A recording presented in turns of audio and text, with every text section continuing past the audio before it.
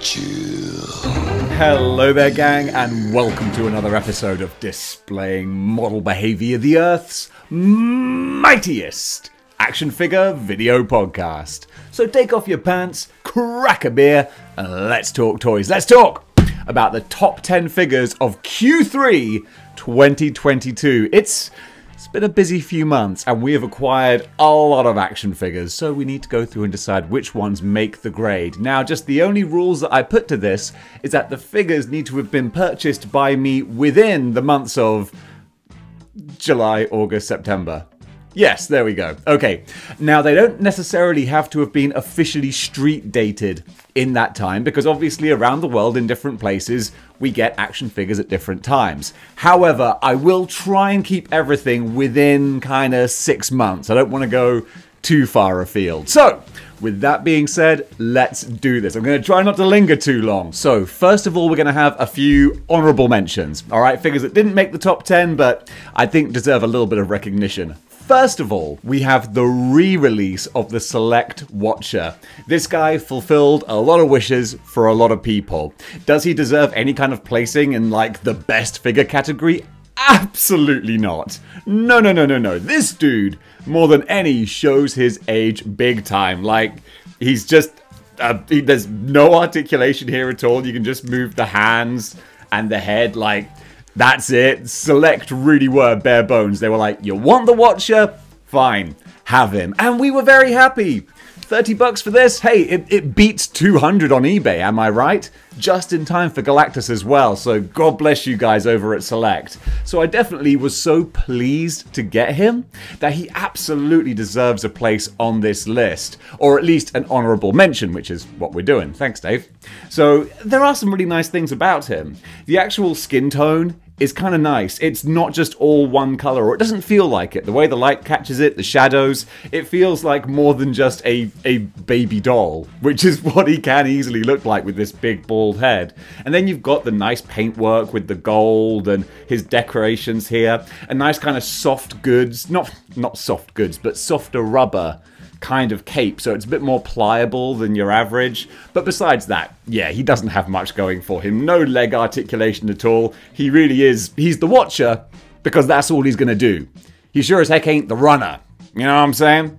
So, as a figure, I'm very happy to have him, but that's all the mention you're getting. Now we got probably the oldest figure on this list, but I just got my hands on him. The McFarlane Orc Mega Fig War Boy. So much fun to be had with this dude. I was tempted to put him higher, but he did come out back at the start of this year, I think, so he's just barely scraping in with a mention for Q3. But I wanted to give him a shout out because he's so big, so chunky and hefty. One thing I always find with McFarlane Mega figures, not always, but it is an issue sometimes, is that they feel a bit more toyish because the paintwork seems to be stretched out over a bigger figure. So it's not like they put in more details because they're able to on the bigger canvas. No, it's the same amount of details for a 7-inch figure, just stretched over a bigger one. So I feel like the skin is a bit too bright green, like it could have been sort of muddied up a little bit, although it does have a bit of a wash on there, so that does help. I don't want to say a point and then counteract it, but here we are. So also with his weapons, I mean, there's a lot of fun stuff going on here with his blaster type thing and the flamethrower. So much detail going on with his mech suit, these kind of leg braces here, like a green Forrest Gump, like what he's got strapped on. And there's nice little bits of individual sculpting and articulation that let these move independent of him. It's a nice touch. I like what they're doing here. Then all of the kind of steampunky Edison style electronics on the back. It's fun. This is a really fun figure, so I kind of dig that. But again, he doesn't really go with anything else in my collection. I just love a big, chunky, ridiculous figure. More of those to come as well. But still, I got a lot of love for this guy. And now from the Venom and Knull 2-pack, we have Venom. Of course, with his wings as well, but they tend to get in the way a little bit of a calamity to handle when I'm trying to do a video, so we just clip those off for now. But he's beautiful. I mean, he really is gorgeous. A lot of people are probably thinking, really, Dave? Just an honorable mention? Well, yeah, because he is just the movie body repainted, essentially. And I was saying in my review, finally, we have the quintessential comic book Venom figure. And then Hasbro go and announce the quintessential comic book Venom figure. It's like, come on, guys, you're killing me here. Of course I'm going to buy him. So this figure quickly became surplus to requirements, for me at least. But a lot of folks still really, really love this guy, and I can see why. Having the classic Venom symbol on here, just his size is really cool. And you know, when it comes to Venom, I'm a toe bro. I like my Venom toes. It makes sense. He's not pretending to be a costume anymore, so why not have toes? I mean, come on. Am I right or am I right? It's my channel, so yes, I'm right. So this has a lot of stuff going for it. I dig the texture as well, the kind of leathery hide. So there's a lot of fun to be had with this figure, but he already feels a little bit out of date. Therefore, he gets the honorable mention. Now one of the newest additions to my collection. Oh! Cygor. This was a birthday present from my buddy Dom over at the Blank Cover Network. I love this dude so much, and I know he's flawed. I know that the articulation is almost non-existent, or not non-existent, but kind of useless. You know, the main reason for that, I say, is because he only has one pair of hands, and they're in that kind of knuckle putting weight on type position like apes do. So like this, it looks terrific, but as soon as I move his hands up, I'm thinking, that doesn't make sense. Where are the fisted hands? Where are the special claws? That would have been a nice addition. But just the fact that it's a giant cyborg ape, gorilla, whatever. I'm just, no offense, gorillas, apes, I don't know. Whatever he is, he's a gorilla. We do know this. He's wicked. I actually do really like the head articulation. You can get a lot of movement in here, so that is actually pretty good. But then just the mechanics, the details on all the scars and the stitching. Unfortunately, because this is all one big back piece, you don't have an upper torso swivel. And that would help a lot, because a lot of folks do point out that the waist swivel, we have kind of like a sort of a rubber monkey nappy. And the McFarlane figures, they love their rubber nappies. And once they get pointed out to me, I'm like, yep, can't unsee that. But nonetheless, even with those detractions, I still love this dude. He's so much fun. He's going to go great next to Violator and my Ninja Turtles, all the kind of fantasy horror type creatures that I can headcanon together. I love this dude. Highly flawed, but still adored. Ooh, that rhymes. Sticking with McFarlane, we now have the Batman of Zenra, or Zenarur, whatever. I don't know. Get out of here, DC nerds. But I just love the color scheme. I think it's fantastic. When I first saw this costume in the comics, I was like, yeah, that's wicked. I love it. I don't know the story behind it, but I like him. Plus, he's got a board with a nail in it. Now I know the deal where this is like an alternate personality that Batman goes to in times of great mental stress and duress, and just Batman, but Batman with a knife. It's so bonkers. It's a lot of fun.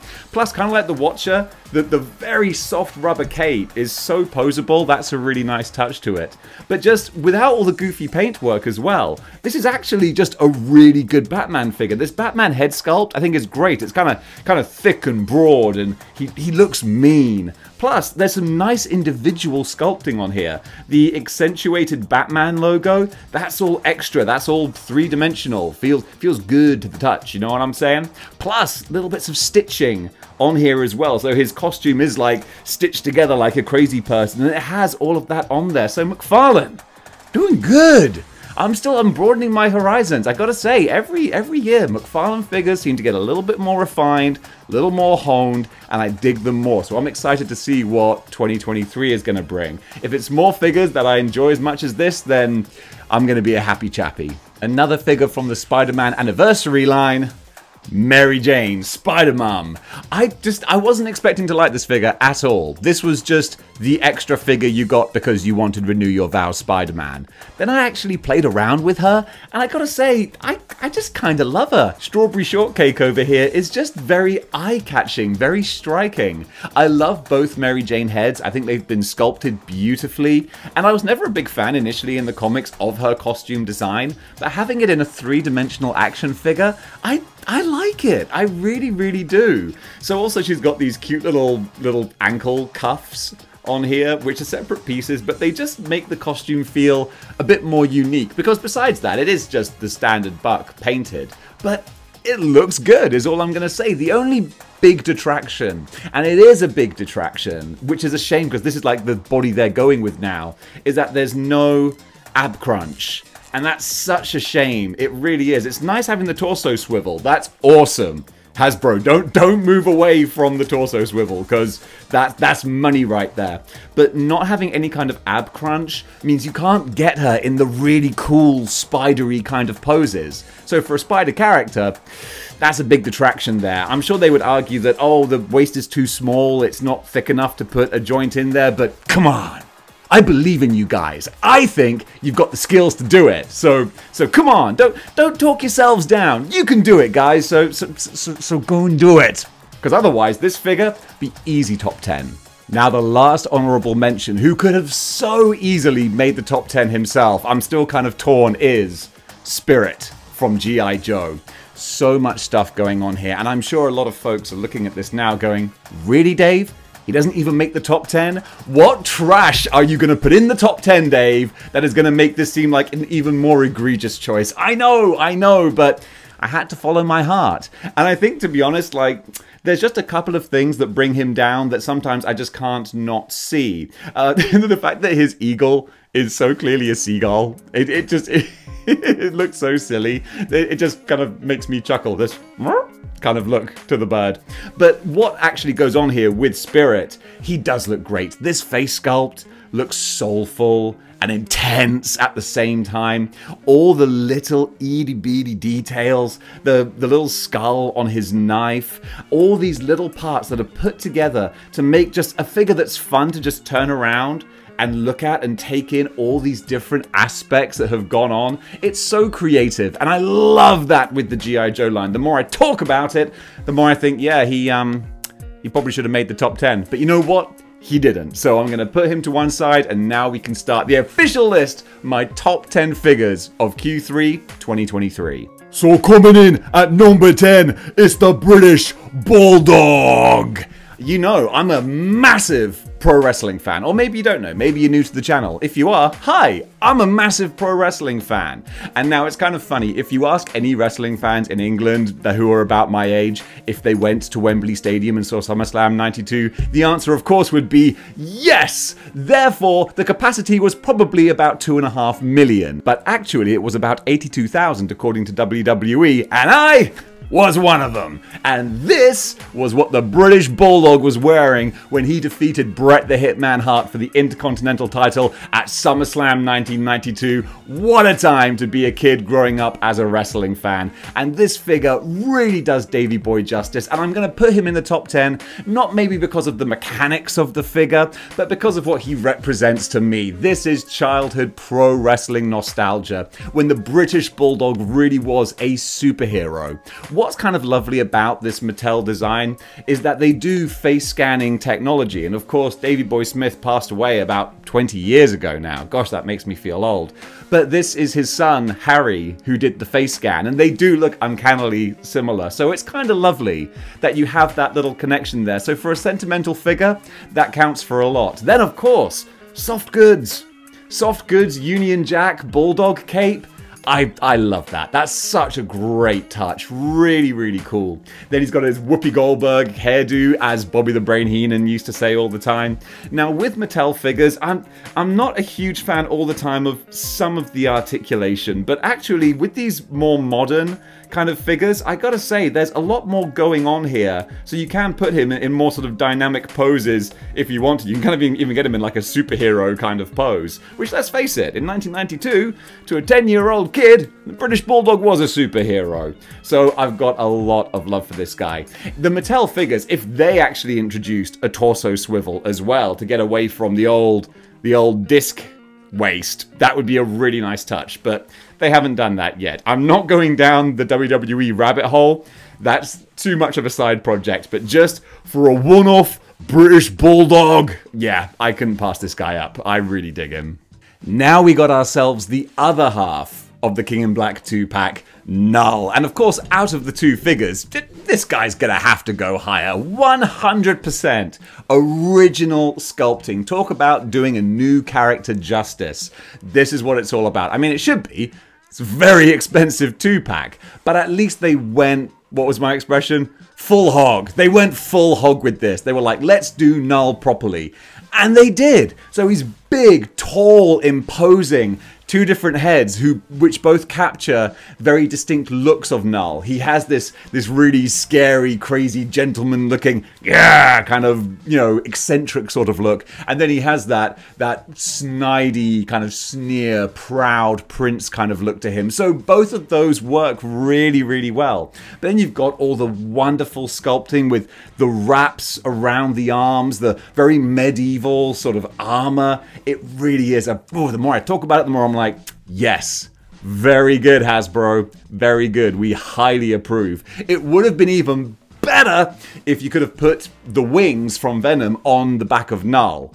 Oh, that would have bumped him up several spots, but you can't, so I've got to take him for what he is. He would have also benefited from a bit of a wash or dry brushing, just to bring out more of these details, because at a glance, he is just very plain grey, obviously. So they could have done more, because I've seen people post pictures online of their dry brushing of Knull, and it's night and day difference. But for what we paid for what we got, I still really like this guy. Now we got another one from the G.I. Joe classified line. It is Storm Shadow. I had to pause there for a second as my brain computed, what's his name? Storm Shadow, that's it. You can tell I'm like a Johnny-come-lately G.I. Joe collector. But now that I'm in, I adore them, because this one in particular, you know, he or Spirit could have swapped places, but whereas Spirit has a few things where I'm like, it feels a bit goofy, there's nothing goofy about this guy. He just looks badass.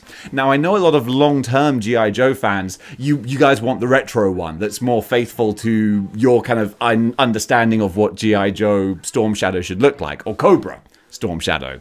Whereas for me, I don't really have that nostalgia, so I don't mind. I don't mind that the arms or the hands or the gloves are like not necessarily as they should be, because I just see this and go, yeah, it's a badass ninja right here. And the fact that he comes with his bow and arrow, he's got a separate arrow that goes in the back of his quiver, because just why not? You know, just throw it in for good measure. Two katanas, there's a lot of stuff here that gives him value. And then all of the articulation, you've got the wonderful, wonderful waist swivel that doesn't give you the disc hips, because it's kind of sunken in. That is modern action figure design right there, and it shows, because you can get this guy in so many wicked, awesome, ninja-y kind of poses, and there's no big breaks in the figure. It still looks smooth and linear lines and stuff. So good. So Hasbro, I could have, the more I talk about this guy, the higher I feel like I could have put him. But no. He's got the right spot, and actually, I will say, definitely over Spirit, in my opinion. People might be divided on that one, but for me, Storm Shadow, he takes it. I really love this guy. Now, quite an unusual one. We have got NECA's Scumbug.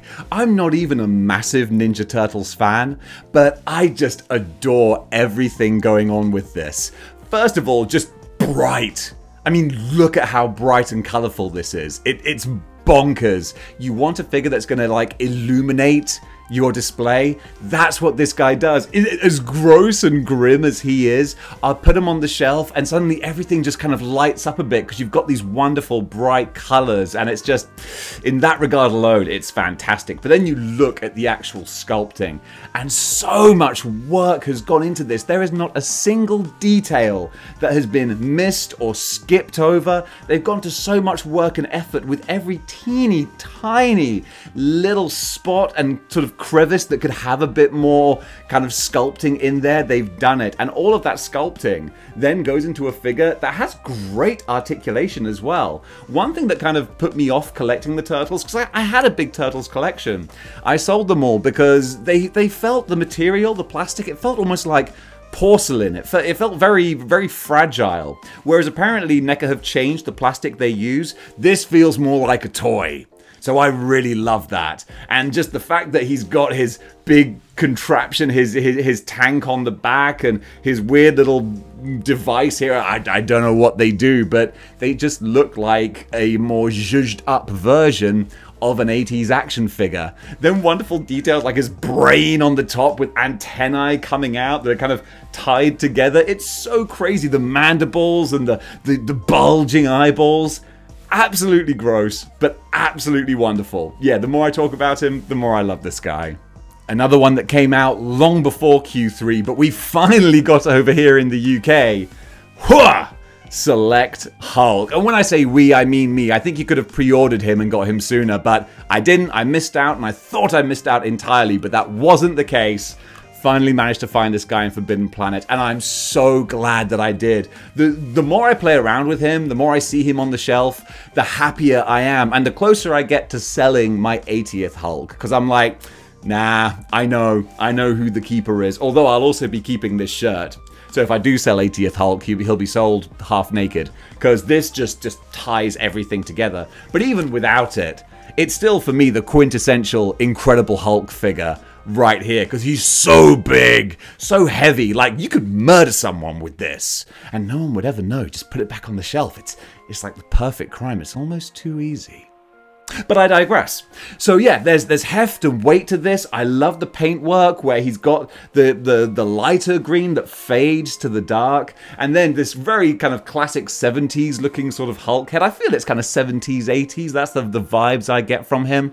And even though you could argue that maybe he's a little bit too big for your Marvel Legends collection, the whole point of the Incredible Hulk is the angrier he gets, the bigger and stronger he becomes. So this is just one really, really mad Incredible Hulk. Then with the Select articulation, I remember Select used to be that kind of joke where it was like, well, they're okay for like posable statues. Whereas now you've got a waist swivel, you've got a torso swivel, thigh swivel. There's so much that you can do. Also, I love his big plates of meat at the bottom here. His huge wide feet make him so easy to stand. I can put him anywhere in a display and he'll just, boom, dominate the room. I love this guy.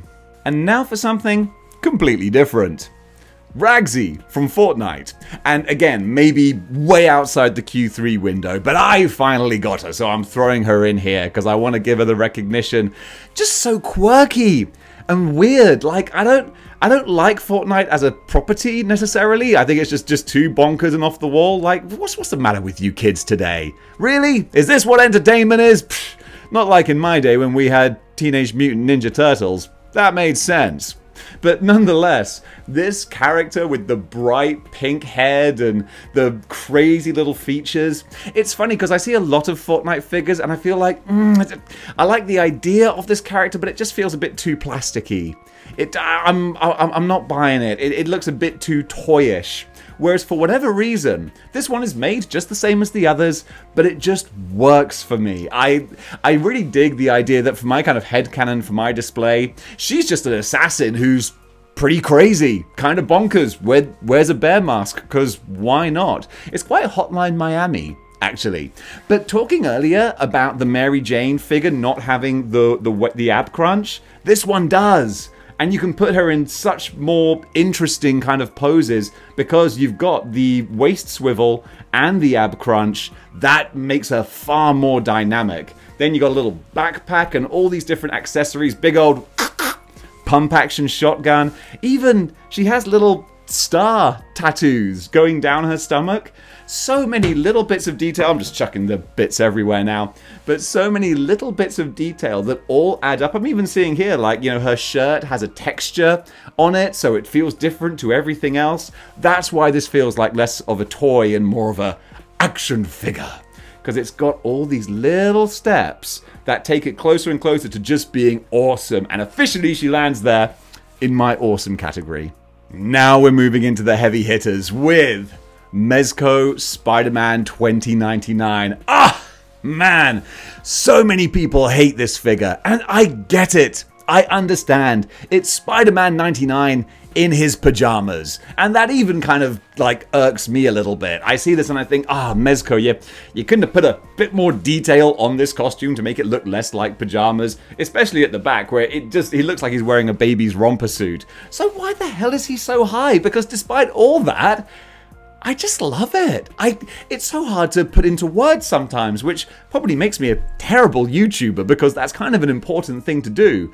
But I just dig it. You can actually put him for a cloth costume. You can give him a decent amount of articulation. And it feels, I think because it feels like a kind of a romper suit, it feels very human. I feel like I'm looking at a human figure that's moving here because he doesn't sort of bend and twist in crazy action figure poses. This feels actually, yeah, just in this pose here, I'm like, dude, yeah, this looks like what I would imagine Spider-Man 2099 would actually look like, jumping through the air.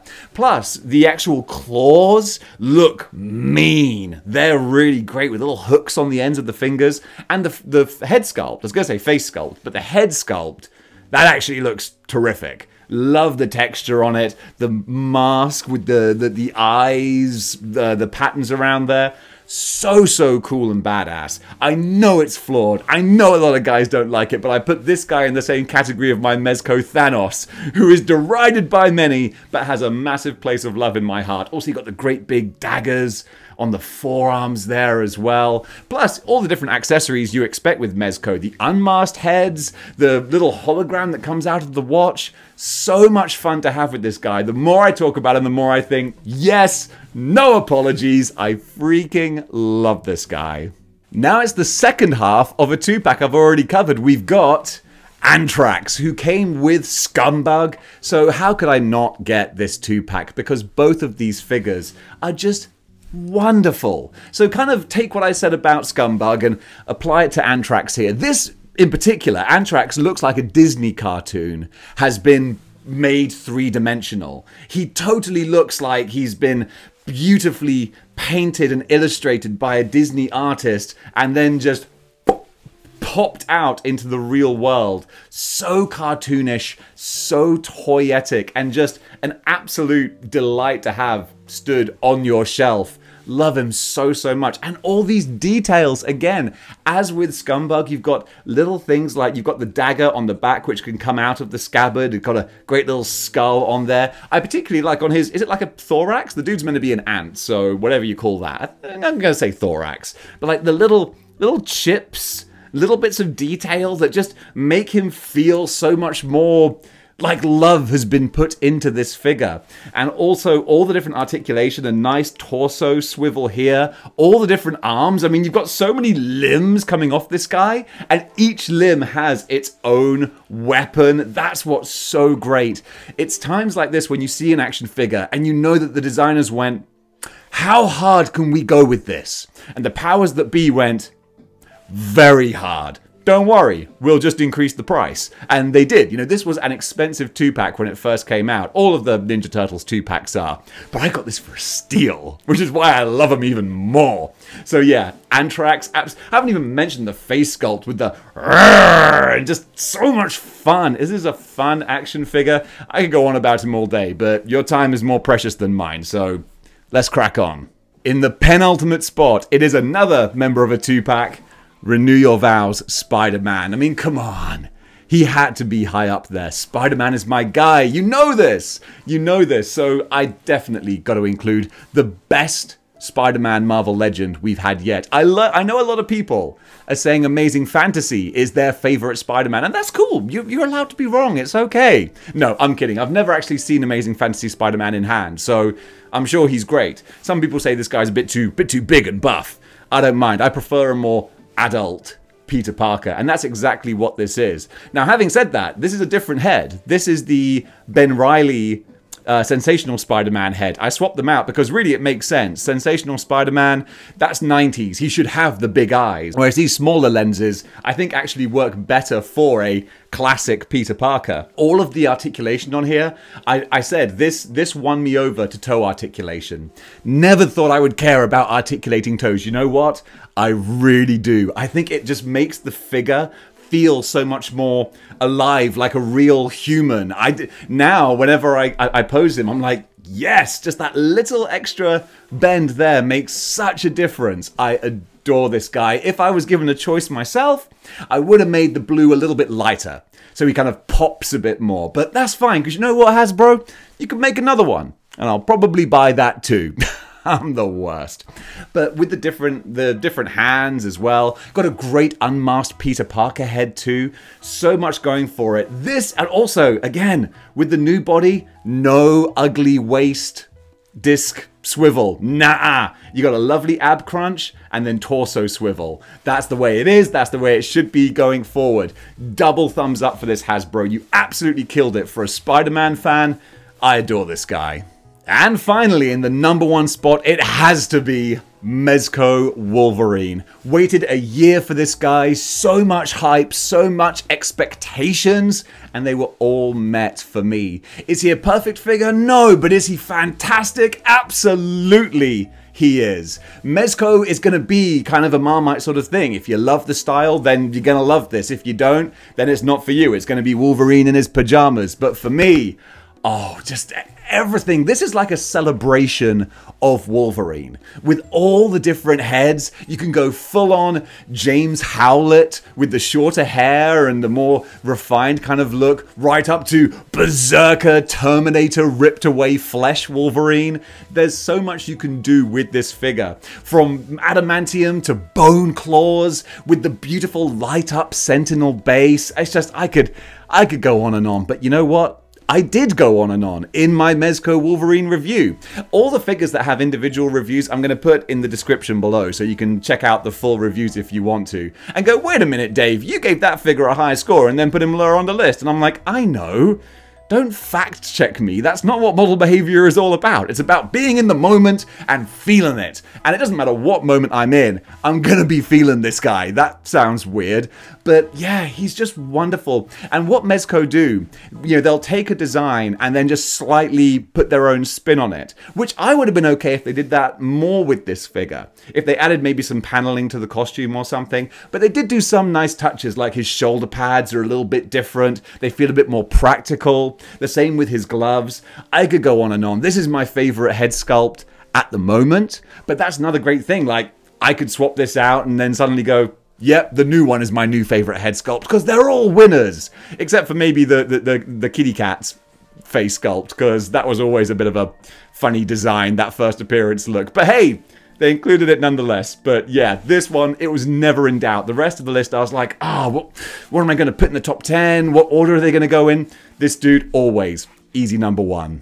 And folks, that does it for my top 10 of Q3 2023. What did you think about the figures listed? Comment below, let me know. But more importantly, what are your top 10 figures for 2023 Q3? That's such a mouthful, but there you go. And in case you're wondering why Galactus isn't on here, or the Headless Horseman, well, they landed in Q4, so you can look forward to them at the end of the year, along with, of course, the top 10 action figures of 2022. So we've got a lot of cool stuff still to come out. I'm really excited. Apparently tomorrow, Mafex Jean Grey should be hitting, so that's one to look forward to. So, it's a good time to be an action figure collector. So gang, thank you so much for watching. If you like what you see here and you want to see more, then you know what you gotta do. You gotta join the 6-1 clicks by clicking the like, share, and subscribe buttons. And if you want to go one step beyond in supporting the channel, you can do by going over to patreon.com/displaying-model-behaviour. If you can sign up there, you can watch all the exclusive videos, including my deep dive into the animated Spider-Man show from the 90s.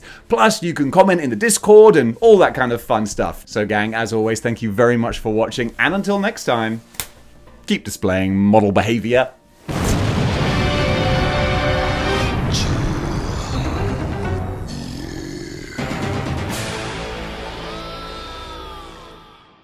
And until next time, ow! I really botched that. That was, that's one for the bloopers.